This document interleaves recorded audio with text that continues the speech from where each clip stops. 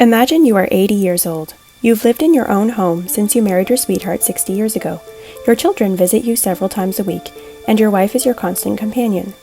Now imagine that you suddenly have become unable to care for yourself, and your wife is not able to care for you either. You move to a long-term care facility which houses hundreds of other seniors like yourself. Suddenly, the daily face-to-face communication which you are used to sharing with your wife and children is cut off. Now you must rely on busy staff members to keep you connected with your loved ones. Suddenly, your life is much more isolated, and you feel lost and alone. Unfortunately, this scenario is a sad reality for thousands of seniors and their families across Canada, including residents and their loved ones within the Macassa and Wentworth Lodges here in Hamilton, Ontario.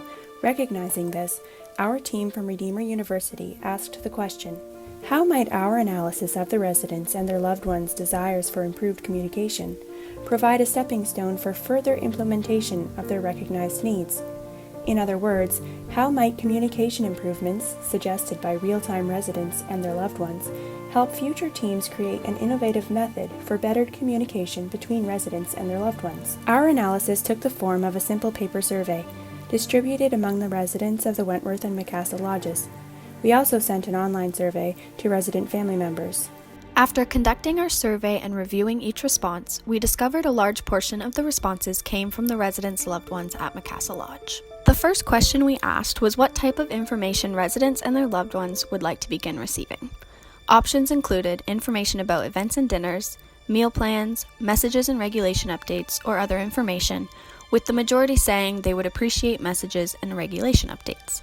It is important to note that of the family members who requested other information, most specified they wanted updates on COVID-19 regulations and the health and well-being of the residents. In regards to how often residents and their loved ones would like to receive this information, most preferred weekly or monthly updates. However, this was dependent on the type of information. As for the other category, this was specified as being when information was changed. Finally, it was important to the respondents as a whole to determine the preferred methods of receiving information. Ranking each option from 1 to 6, the average number 1 ranking was by email. The other category also received a significant amount of number 1 votes.